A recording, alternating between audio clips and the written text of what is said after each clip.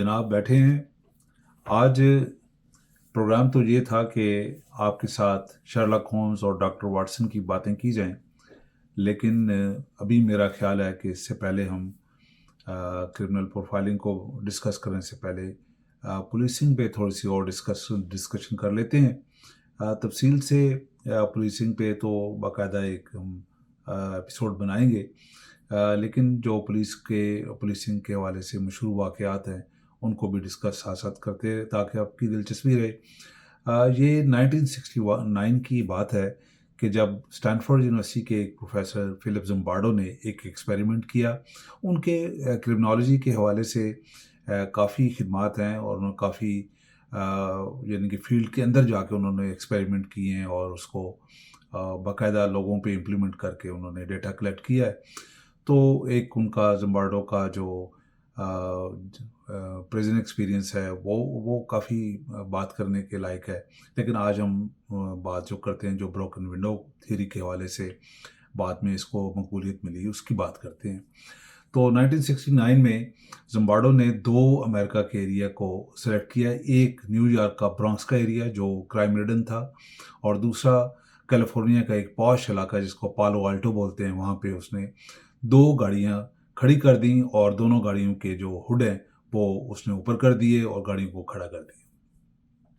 अब वो देखता है कि बेसिक सोच ये थी कि अगर आप किसी चीज़ को अनअटेंडेड छोड़ दें तो उसके साथ क्या होता है, और वो रियल टाइम में ये एक्सरसाइज करना चाह रहा था कि अगर किसी चीज़ को आप अहमियत ना दें, ख्याल ना रखें तो उसके साथ क्या असर होता है। तो अब जैसे ही उसने न्यूयॉर्क में ब्रॉन्क्स के एरिया में गाड़ी खड़ी की तो उसके 10 मिनट के बाद एक्टिविटी शुरू हो गई। लोगों ने आके उसके दरवाजे खोलने शुरू कर दिए, बच्चे अंदर बैठ के खेलना शुरू हो गए और फौरी तौर पे उसमें से लोगों ने चीज़ें उतारनी शुरू कर दी, हत्ता कि उसकी गाड़ी के टायर और इंजन तक भी उतार लिए। और ये एक्टिविटी गाड़ी खड़ी करने के तो दोनों की उसने लाइसेंस प्लेट हटा दी और ऐसे तरीके से उसने खड़ी कर दी। अब हुआ ये है कि ये जो न्यूयॉर्क में जो गाड़ी है उसका तो एकदम ही तिया पांचा हो गया, और जो कैलिफोर्निया में जो गाड़ी है पालो आल्टो में उसके साथ कोई एक्टिविटी नहीं हुई। वो 5 दिन तक कोई एक्टिविटी नहीं हुई। तो ज़िम्बार्डो गया, उसने एक हथौड़ा लिया और उससे गाड़ी को उसने जगह जगह से मारा और गाड़ी की विंड स्क्रीन और दरवाजे भी उसके तोड़ने की कोशिश की। और जैसे ही ये कार्रवाई करके वो हटा है तो थोड़ी देर के बाद उसका असर भी उस गाड़ी का भी यही हुआ है जो न्यूयॉर्क गाड़ी में था, गाड़ी के साथ हुआ था। यानी कि ये ज़रूरी नहीं है कि एक पॉश एरिया जो है वो ऐसी सिचुएशन में कुछ और रिएक्ट करेगा और जो एक गरीब जो क्राइम रिडन एरिया है वहाँ पे कुछ और है। दोनों की सिचुएशन ऑलमोस्ट एक होगी, लेकिन सिर्फ हुआ ये कि किसी ने पहल करने की कोशिश की। जब पहल हो जाए तो फिर बाकी लोग भी समझते हैं कि जब कोई भी नहीं देख रहा, कोई भी नहीं पूछ रहा, तो हम भी इस बहती गंगा में हाथ धो लें, हमें कौन पूछने वाला है। ये 1969 का वाक़या सुनाया। इसके बाद ये जो वाक़या है, ये जो जॉर्ज कैलिंग है और दूसरा जेम्स विल्सन जो है, ये दो जो रिसर्चर हैं, इनको जब इसका वाक़ये का पता चलता है तो वो कहते हैं कि क्यों नहीं ये एक मखसूस या छोटी चीज़ पे जो एक्सपेरिमेंट हुआ है इसको बड़े लेवल पे, कम्युनिटी लेवल पे क्यों ना इसका एक्सपेरिमेंट किया जाए। तो वो एक बिल्डिंग जो है, जो अबंडन बिल्डिंग है, उसके सामने वो अपनी रिहाइश रख लेते हैं और उस बिल्डिंग के जो है कुछ दरवाज़ों और खिड़कियों के शीशे तोड़ देते हैं। जैसे ही उस इमारत की खिड़की के दरवाजे के शीशे और विंडोज़ के शीशे टूटते हैं तो वहाँ पे जो आवारा जो नौजवान हैं वो इकट्ठे हो जाते हैं और वहाँ पे वो अपनी गैदरिंग स्टार्ट कर देते हैं। और साथ में वहाँ पे वो स्मोकिंग शुरू कर देते हैं और आहिस्ता आहिस्ता वहाँ पे वो दरवाजे खोल के अंदर भी दाखिल हो जाते हैं और हर किस्म की इलीगल एक्टिविटी जो नौजवानों में, वहाँ के आवारा गर्दों में थी, तो वो शुरू हो जाती है। तो ये जो एक जब उन्होंने एक्सपेरिमेंट किया कैलिंग और विल्सन ने, तो ये उन्होंने एक उनका मजमून उन्होंने लिखा और वो जो मजमून है वो अटलांटिक मैगज़ीन में भी छपा और उसको बड़ी मकबूलियत हुई। और उनका ख्याल ये था कि अगर आप ना सिर्फ छोटी जगह बल्कि किसी बड़ी सोसाइटी और बड़े एरिया को अनअटेंडेड छोड़ दें और उसकी हिफाजत ना करें तो लोग इनकरेज होते हैं کہ وہ چھوٹے چھوٹے کرائم سے بڑے کرائم کی طرف ان کا رجحان ہو جاتا ہے. لہٰذا آپ نے اپنی چیزوں کی حفاظت کرنی ہے, خیال رکھنا ہے, نہیں تو ادروائز ڈی جنریشن ایک پروسیس کی طرح شروع ہو جاتی ہے. اب یہ جو واقعہ ہے, یہ ایک پولیس آفیسر ولیم بریٹن جو اس زمانے میں ابھی ایک نوجوان پولیس آفیسر ہے, تو وہ بھی اس میگزین کو پڑھتا ہے اور یہ بروکن ونڈو تھیوری سے بڑا متاثر ہوتا ہے اور اس کے ذہن میں یہ رہ جاتا ہے. وہ اپنی کتاب میں کسی جگہ پہ یا لیکچرز میں کہتا ہے کہ میں نے جب یہ واقعہ پڑھا تو میں نے سوچا کہ اگر میں کسی وقت پولیس چیف بن گیا تو میں اس بروکن ونڈو تھیوری کو ضرور امپلیمنٹ کروں گا بروکن ونڈو پولیسنگ کی شکل میں. تو بہرحال یہ بات آئی گئی ہوگی. پھر یہ 1991 کی بات ہے. پہلا واقعہ میں آپ کو بتا رہا ہوں 1969 کا. پھر جو تھیری جو ہے بروکن ونڈو بنتی ہے وہ 1973 میں بنتی ہے. اور اب 1991 میں یا 93 میں جو نیو یارک کا میئر ہے روڈی جولیانی, وہ الیکشن جیتا ہے.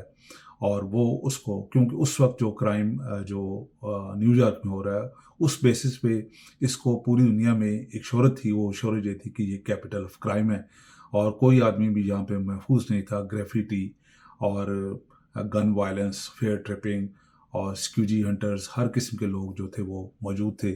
اور لوز سگریٹس بیچنے کا عام رواج تھا, بیگر اسٹریٹس پہ نظر آتے تھے. تو ایک برے حالات سے نیو یارک کو گزر رہا تھا. تو جولیانی نے وہاں پہ جو طریقہ کار ہے, جو میئر ہوتا ہے وہ اپنی مرضی کا پولیس چیف لگاتا ہے. اس نے اخبار میں اشتہار دیا اور اس نے نئے پولیس چیف کے لیے درخواستیں مانگی. تو اس وقت ولیم بریٹن جو سان فرانسسکو میں تھا اس نے بھی اپلائی کیا اور وہ بھی آ کے جولیانی کے سامنے بیٹھا اور اس نے اپنا یہ جو بروکن ونڈو کا جو خواب اس نے کبھی سوچ رکھا تھا وہ جولیانی کے سامنے پیش کیا. اور اس نے جولیانی بھی اس کے ساتھ اس کی سوچ کے ساتھ ہمانگ ہو گیا اور دونوں نے مل کے یہ بروکن ونڈو پولیسنگ, جس کو بعد میں زیرو ٹالرنس پولیسنگ کا نام ملا, یہ آغاز کر دیا گیا. اس کے بڑے زبردست نتائج آئے. ہوا یہ کہ سب سے پہلے انہوں نے دیکھا کہ نیو یارک پولیس جو نیو یارک سب وے ہے وہاں پہ کرائم کا کیا حالات ہے. سب سے بڑا کرائم جو سب وے, کافی کرائم ہو رہے تھے, بیگرز بھی تھے وہاں پہ, لوٹ مار بھی ہو رہی تھی, لیکن سب سے بڑا کرائم یہ تھا کہ روزانہ تقریباً 2,50,000 لوگ جو ہیں وہ فیئر ٹرپنگ کر رہے تھے. یعنی کہ وہ کرایہ دیے بغیر جو ہے وہ ٹرین میں سفر کر رہے تھے. اور یہ ایک بہت بڑا نقصان تھا جس کی وجہ سے باقی لوگوں کو بھی انکریجمنٹ ہوتی تھی. لا اینڈ آرڈر ایک سچویشن تھی, لوگ حیرانگی سے دیکھتے تھے کہ ٹکٹ لے کے کھڑے ہیں اور کچھ لوگ جو ہے وہ چھلانگیں لگاتے ہوئے جا رہے ہیں اور کوئی پوچھنے والا نہیں ہے. تو اس وقت ولیم بریٹن نے اپنی تمام پولیس فورس جو ہے اس نے سب ویز پہ لگائی اور اس چیز پہ قابو پا لیا اور جتنے فیئر ٹرپر سے ان کو گرفتار کر لیا. یہ ایسا نہیں تھا کہ سارے فیئر ٹرپر کرمنل سے, لیکن یہ ضرور سامنے بات آئی کہ ان میں سے زیادہ تر فیئر ٹرپر جو تھے وہ کرمنل سے, کیونکہ جیسے ہی انہوں ان کو پکڑا تو پھر باقی کرائم پہ بھی اثر پڑا. چوری چکاری کے جو کرائم ہیں, کار تھیفٹ کے ہیں اور کار سنیچنگ کے جو ہیں, یہ سارے کے سارے جو کام ہیں یہ پھر ایک دم ریڈیوس ہوئے. تو اس کا مطلب یہ ہوا کہ ریسرچرز کو جو ڈیٹا کلیکٹ ہوا اس سے یہ اندازہ ہو گیا کہ خالی فیئر ٹرپنگ نہیں ہو رہی, یہ فیئر ٹرپرز اور بھی کاموں میں انوالو ہیں, جو کرمنل ایکٹیویٹیز ہیں وہ سامنے آنی شروع ہو گئی. بہرحال یہ ایک سلسلہ چلتا رہا اور یہ ایک پھر اس کے بعد روڈی جولیانی اور ولیم بریٹن میں اختلاف بھی پیدا ہو گیا. ولیم بریٹن کا خیال تھا کہ یہ میرا برین چائلڈ ہے, جبکہ اس کا کریڈٹ جو ہے جولیانی لے رہا تھا. اور وہ اس کریڈٹ کے بدلے میں اس نے 1997 میں ایک دفعہ پھر میئرشپ کا الیکشن جیت لیا اور یہ سلسلہ وہ امپلیمنٹ ہوتا رہا. اس کے اوپر اس زمانے میں جہاں پہ یہ دیکھا گیا کہ نیو یارک میں 70% تک کرائم ریٹ جو نیچے آیا ہے, تو ساتھ میں اس کے اوپر کرٹیسزم بھی شروع ہو گیا کہ جب بھی کسی چیز کی زیادتی ہوتی ہے وہ اس کا ڈاؤن فال بھی ہوتا ہے. پوری دنیا میں لوگوں کا خیال تھا کہ وہ جو زمانہ ہے اس میں کرائم ریٹ کم ہوا ہے, اس میں خالی زیرو ٹالرنس پولیسنگ کا حصہ نہیں ہے, بلکہ جو کرائم ویو ایک دم زیادہ ہوئی تھی وہ اس کا ڈکلائن بھی پوری دنیا میں دیکھا گیا. بہرحال اس کے جو مضر اثرات تھے اس میں سے یہ بھی تھا کہ پولیس کو بہت زیادہ اختیارات مل گئے اور وہاں پہ ایک پالیسی شروع ہوگی نیو یارک میں, اسٹاپ اینڈ فرسک پالیسی جو ہے, کہ لوگ پولیس جو سمجھتی تھی کہ بجائے ہم لوگوں کا انتظار کریں اور کرمنل ایکٹیویٹی میں ہو تو ہم اس کو پکڑیں, کیوں نہ ہم ہر سسپیکٹ کو جا کے چیک کریں. تو اس کا طریقہ یہ تھا کہ وہ پولیس جو ہے وہ جگہ جگہ لوگوں کو روک کے ان کی تلاشیاں لیتی تھی، جس طرح آج کل پاکستان میں آپ دیکھتے ہیں کہ آپ ایئرپورٹ پہ یا شاپنگ مالز میں بھی جائے تو وہاں پہ لوگ آپ کی تلاشی لینا شروع کرتے ہیں، آپ کے ہاتھ باڈی پہ لگا کے وہ ٹچ کرتے ہیں اور دیکھتے ہیں کہ آپ نے کوئی چیز کیری تو نہیں کی ہوئی. تو یہ تقریباً پھر یہ ہوا کہ 2001 میں یہ جو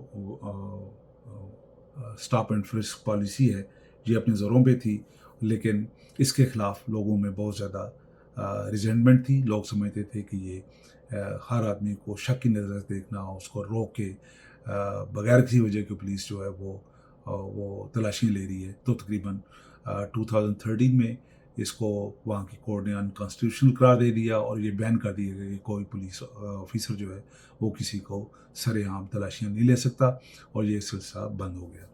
لیکن اس کے نتائج جو ہیں ایک بہت بڑی شکل میں نیو یارک میں نظر آئے. لوگوں نے اس کو ویلکم بھی کیا، اس پہ کرٹیسزم بھی ہوا، لیکن اس کے اثرات جو ہیں وہ جو پولیس کی انتہا درجے کی جو اختیارات ہیں یا جو اس کی پولیس فورس کی جو زیادتیاں وہ بھی سامنے آئیں. اور پھر ہوا یہ کہ جو ایک موقع پہ جو کیلنگ اور ولسن نے یہ بات کی کہ ہم نے جب یہ بات کی تھی تو ہمارا یہ ارادہ نہیں تھا کہ اس قدر خطرناک پولیسنگ اختیار کر لی جائے گی، لیکن یہ ہے کہ اس کو امپلیمنٹ کرتے ہوئے لوگوں نے اس کو اپنے طریقے سے استعمال کیا. اور ان کا خیال ہے کہ جب بھی کوئی زیرو ٹالرنس پولیسنگ کی بات کرتا ہے یا بروکن ونڈو کی پالیسی کی بات کرتا ہے تو ہم خوش نہیں ہوتے، بلکہ ہم دیکھتے ہیں کہ شاید اب لوگوں کے حقوق جو ہیں وہ متاثر ہوں گے. بہرحال یہ ایک کامیاب پولیس اسٹریٹجی رہی نیو یارک میں، اور لوگ اس کو ابھی بھی یاد کرتے ہیں. اور اسپیشلی جو تھرڈ ورلڈ کنٹریز ہیں وہاں پہ ابھی بھی جو پولیس آفیسر ہیں اس ماڈل کو کاپی کرتے ہیں، اور ان کی خواہش ہے کہ ان کو مزید اختیارات ملیں تاکہ وہ بجائے یہ کہ سسپیکٹ کا انتظار کریں یا کسی کو جرم کا انتظار کرتے ہوئے اس کو گرفتار کیا جائے، کیوں نہیں اس کو پہلے ہی جا کے جب وہ ان پہ شک ہو تو ان کو روک لیا جائے اور چیک کر لیا جائے. اس میں کامیابی بھی ہوئی لیکن ہیومن رائٹس وائلیشن بھی بہت زیادہ ہوئی. تو عام طور پہ اس کو زیرو ٹالرنس پولیسنگ کو بہت زیادہ پسند بھی کیا جاتا ہے، اور اس کے اوپر کرٹیسزم بھی بہت زیادہ ہے. کرٹیسزم یہی ہے کہ جو کرائم ویو ہے وہ ایک خاص حالات میں اوپر جاتی ہے اور خاص حالات میں نیچے آ جاتی ہے. وہ ممالک جنہوں نے یا وہ شہر جو امریکہ کے اندر ایون تھے جنہوں نے زیرو ٹالرنس پولیسنگ کو نہیں اپلائی کیا، ایون شکاگو وغیرہ میں، تو کرائم ویو جو ہے وہ نیچے آئی. بالکل ایگزیکٹلی وہی ریڈکشن آئی جو ریڈکشن آف کرائم جو ہم نے دیکھی ہے نیو یارک میں 90s کے ارلی 90s اور لیٹ 90s میں. تو اس کا مطلب یہ ہے کہ وہ خاص فرق نہیں پڑا، لیکن یہ ایک پولیسنگ کو ایک نئی شکل دے گیا. یہ جو بروکن ونڈو پولیسنگ ہے یا زمبارڈو ایکسپیرینس جو ہے اس نے ایک نئی جہت ضرور دی پولیسنگ ماڈل میں، اور اس کو کامیابی کے ساتھ ولیم بریٹن نے استعمال بھی کیا. اور اس کا کریڈٹ جو ہے ابھی تک ولیم بریٹن بھی لیتا ہے، اور روڈی جولیانی کا بھی خیال یہ ہے کہ یہ ایک ایسی پولیسنگ ماڈل انہوں نے اختیار کی جس سے انہوں نے نیو یارک کے کرائم کو کنٹرول کر لیا. میرے پروگرام کو لائک اور شیئر ضرور کریں، اور اپنے کمنٹس بھی ضرور کریں، اور آپ کے جو سوالات ہیں ان کے جوابات بھی ہم ضرور دیں گے. نیکسٹ کسی ایپیسوڈ میں ہم شرلاک ہومز یا جو سر کونان ڈوئل کی جو کتاب ہے شور آفاق جو ہے تو اس کے اوپر ہم ضرور ڈسکس کریں گے، اور پھر ہم دیکھیں گے کہ وہ کیسے ایک راستہ دیتی ہے پولیسنگ کے انویسٹیگیشن ماڈل میں، جس کو ہم کرمنل پروفائلنگ کے نام سے یاد رکھتے ہیں. اپنا خیال رکھیں. اللہ حافظ.